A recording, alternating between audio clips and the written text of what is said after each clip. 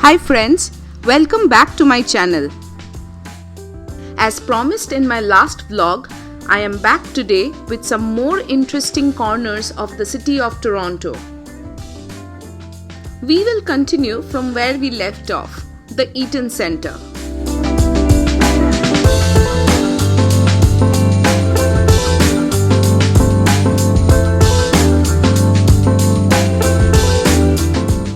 The city has the perfect mix of the old 19th century buildings to the new 21st century buildings.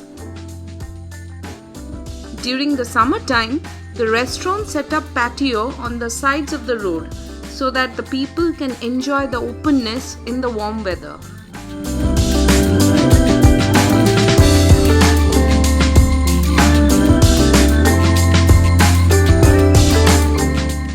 Hudson's Bay Company is famous for their role in starting the fur trade industry in Canada during the 1600s in the Hudson Bay region.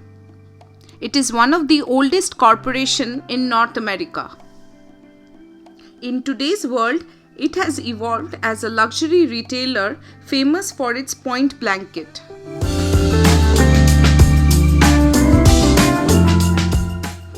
The old City Hall was opened in 1899 and it was the largest municipal building of its time in North America. It currently operates as a courthouse.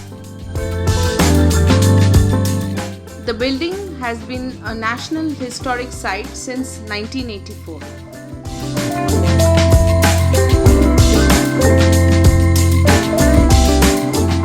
Right beside the old City Hall building is the NathanPhilipSquare.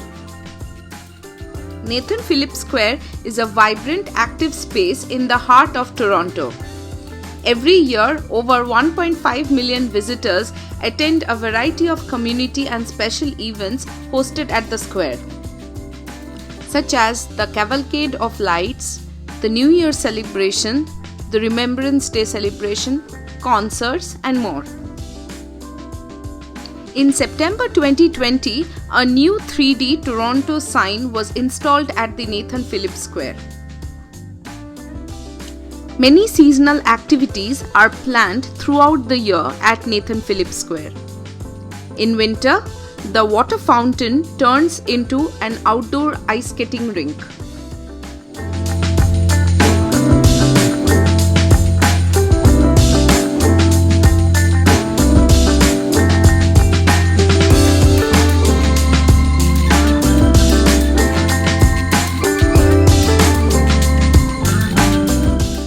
From the NathanPhilipSquare, we walked straight through the Bay Street to reach the Fianacial district of Toronto. It is the most densely built up area of Toronto, home to banking companies, corporate headquarters, high-powered legal and accounting firms, the insurance companies and stockbrokers. This is the financial capital of Canada. The Financial District became the center for the 5 big Canadian banks. Right on the King Street is the Scotia Plaza. This is the global headquarters of the Scotia Bank.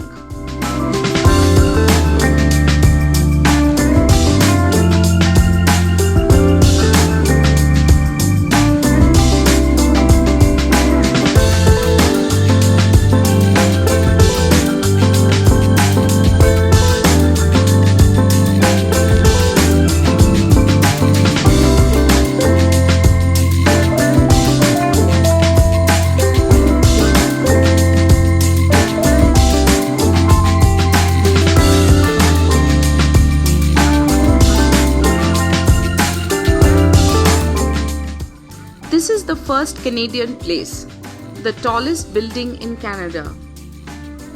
It also serves as the headquarters of the Bank of Montreal.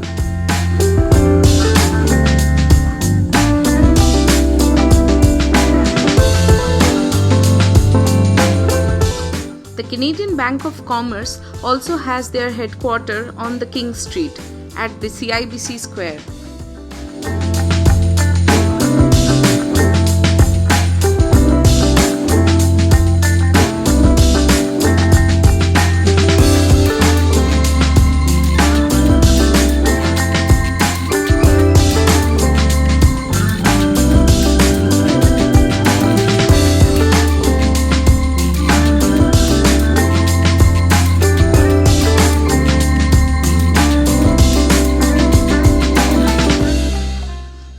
Bank has their global headquarters at the Toronto Dominion Centre, right at the intersection of the Bay and the King Street.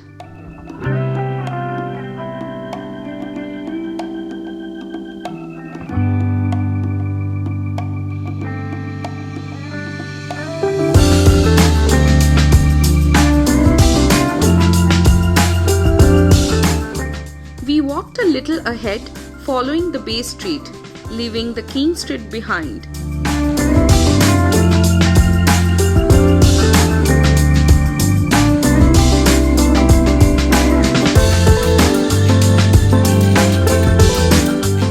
We reached the intersection of the Bay and the Front Street.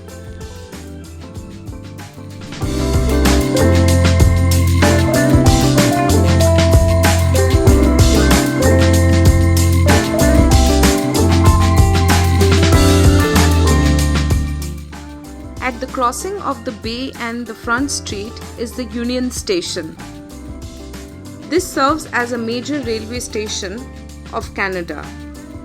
It was built in 1927 and is the central position of Canada's busiest intercity railway transit.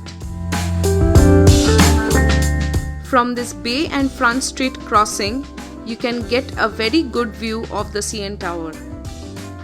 On the other side of the Bay Street, the historic building at 1 Front Street serves as the office of the Canadian Revenue Agency.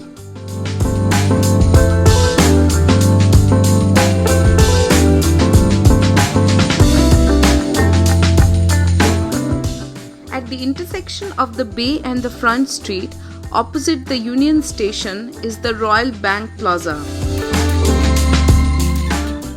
This serves as the corporate headquarters for the Royal Bank of Canada.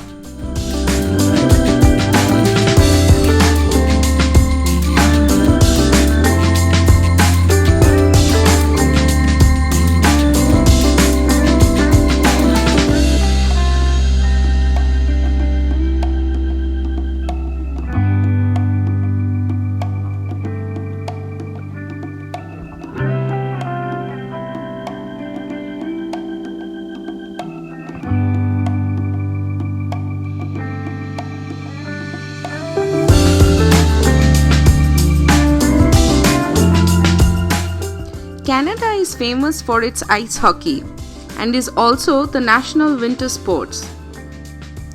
Right on the Front Street came across the Hockey Hall of Fame.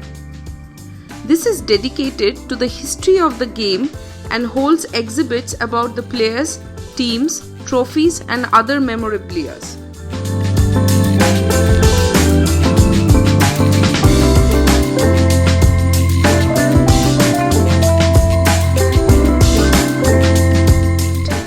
At the junction of the Wellington Street, we came across a very nice fountain. This unique two-tier fountain pays tribute to Toronto's four-legged friends. There are about 27 statues of dogs and cats, all looking up to a large bone.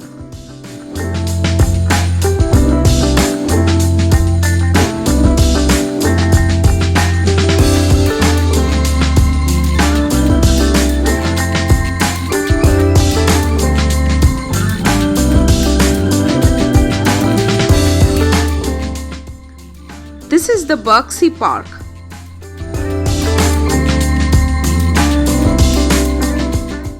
After taking a little break, when the sun was about to set, we reached the Rogers Centre. Many sport events and concerts are organized here. Rogers Centre was the first stadium to have fully retractable motorized roof.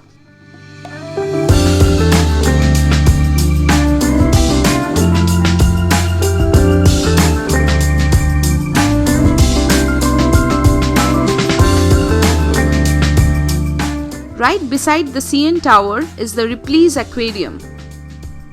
There are over 20,000 marine animals on display in 5.7 million liters of water in here.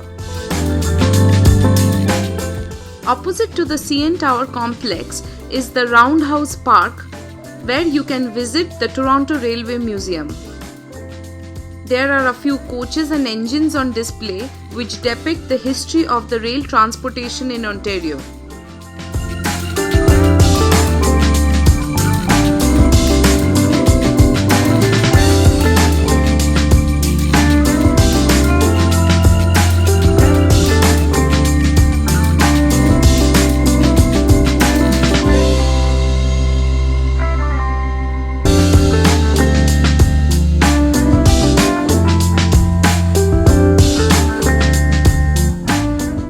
Now it's time for us to head back home. As the night set in, the city of Toronto was glowing bright. While driving back home through the Gardiner Expressway, we experienced the most magnificent beauty of the city.